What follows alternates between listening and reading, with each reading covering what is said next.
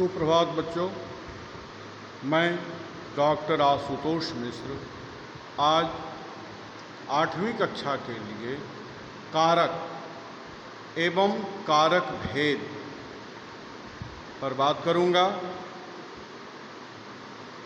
कारक एक क्रियापद कर धातु में अक प्रत्यय लगाकर बना है, जिसका अर्थ होता है करने वाला। इसकी हम परिभाषा इस प्रकार दे सकते हैं: संज्ञा या सर्वनाम का वह रूप जो वाक्य के अन्य शब्दों तथा क्रिया से विशेष संबंध रखता है, कारक कहलाता है। जैसे शिक्षक ने छात्र को पढ़ाया। इस वाक्य में शिक्षक और छात्र संज्ञा है, पढ़ाया क्रिया है।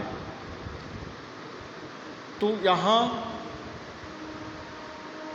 संज्ञा का संबंध, विशेष संबंध क्रिया से है।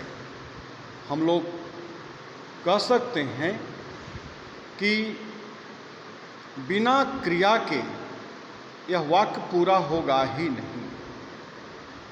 तो इस प्रकार हम देखते हैं, कारक की परिभाषा देखी। अब कारक के भेद एवं उस परिभाषा और उसके उदाहरण। सबसे पहला है कर्ता कारक, जिसे अंग्रेजी में नॉमिनेटिव केस कहा जाता है। वाक्य में क्रिया को करने वाला जो शब्द होता है वह कर्ता कहलाता है। जैसे सीता गीत गाती है। इस वाक्य में सीता गाने का काम कर रही है। हम मुख्य क्रिया के साथ प्रश्न करते हैं, कौन गाती है? उत्तर मिलता है सीता। इसलिए इस वाक्य का कर्ता सीता होगा।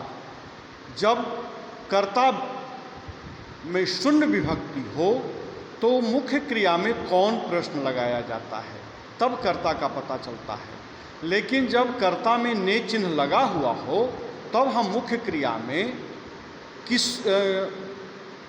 किसने प्रश्न लगाते हैं। यदि रहता सीता ने गीत गाया तो हम प्रश्न करते किसने गाया, तो उत्तर मिलता सीता ने।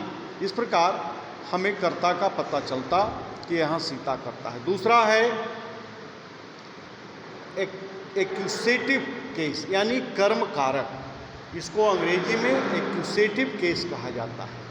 वाक्य में जिस पर क्रिया का फल पड़े कर्म कारक कहलाता है। शिक्षक ने छात्राओं को पढ़ाया या शिक्षक छात्राओं को पढ़ाते हैं, दोनों वाक्य हो सकते हैं। ने चिन्ह कर्ता में लगा करके भी हम बना सकते हैं और शून्य प्रत्यय कर्ता में शून्य विभक्ति लगाकर भी हम बता सकते हैं। तो इस तरह से यहाँ पे क्रिया का फल छात्राओं पर पड़ रहा है, इसलिए वो कर्म कारक हुआ। अब तीसरा है करण कारक, जिसे हम अंग्रेजी में इंस्ट्रूमेंटल केस कहते हैं। जिस शब्द के से क्रिया की सिद्धि माध्यम के रूप में हो उसे करण कारक कहा जाएगा। जैसे वह गाड़ी से स्कूल आती है।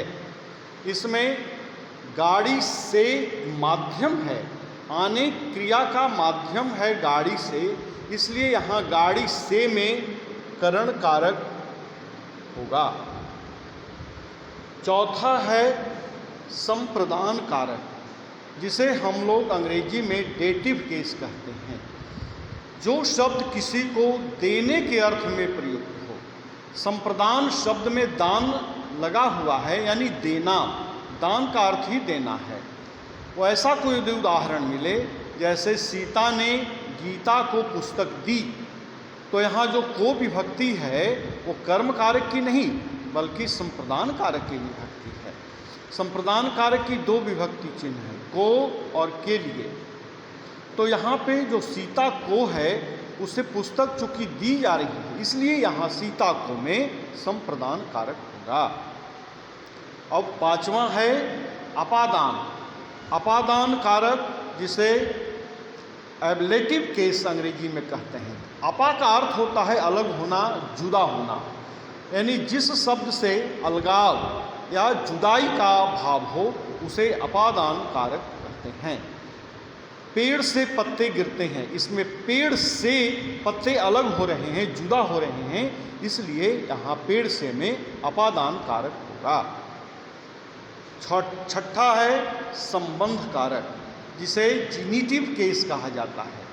जो शब्द वाक्य में प्रयुक्त जो शब्द एक दूसरे शब्द के साथ संबंध स्थापित करते हैं, बताते हैं, वहाँ संबंध कारक होता है। जैसे वह मेरी कलम है, यहाँ पर मेरी कलम के साथ मेरी जो है वो संबंध बता रहा है। रा री रे, रा री रे, ये जो है संबंध कारक का विभक्ति चिन्ह है, इसलिए यहाँ संबंध कारक होगा। अधिकरण कारक यानी लोकेटिव केस अंग्रेजी में इसको कहते हैं, जिस शब्द में आधार या आधेय का संबंध हो। आधार का मतलब जिस पर कुछ रखा हो, जैसे टेबल पर किताब है, कुएं में पानी है, तो टेबल पर में यहाँ पे आधार, टेबल आधार है, किताब आधे है, इसलिए यहाँ पर टेबल पर में अधिकरण कारक होगा। कुएं में जल है, कुएं में मेढक है, तो कुएं में अधिकरण कारक होगा। अब आठवां है संबोधन कारक, जिसे अंग्रेजी में वोकेटिव केस कहा जाता है। जिस प्रकार जिस शब्द से किसी को संबोधित कर बुलाने का भाव हो, वहाँ संबोधन कारक होता है। जैसे अजी रमा इधर आओ, यहाँ रमा को अजी से संबोधित किया जा रहा है, इसलिए यहाँ संबोधन कारक होगा। इस प्रकार हम लोगों ने अभी देखा कारक एवं उसके भेद। कारक को अंग्रेजी में केस कहा जाता है। तो अब इस पे आप फेयर कॉपी में लिखेंगे और इस पर मैं कुछ प्रश्न दे रहा हूँ, वो प्रश्न लिख लेंगे आप। जैसे कारक किसे कहते हैं एवं उसके कितने भेद हैं, उदाहरण और परिभाषा के साथ इसको लिखिए। ठीक है बच्चों, अब हम अगली कक्षा में दूसरे विषय कारक से ही संबंधित, यह कारक का प्रथम भाग हुआ। दूसरे भाग में हम फिर मिलेंगे, जिसमें बताएंगे कि किस प्रकार हम कर्ता, कर्म, करण, संप्रदान, अपादान, संबंध, अधिकरण और संबोधन वाले शब्दों की पहचान कैसे करते हैं और ने चिन्ह का प्रयोग कहाँ होता है। हम इसे अगली कक्षा में देखेंगे। तक के लिए धन्यवाद बच्चों। सुप्रभात।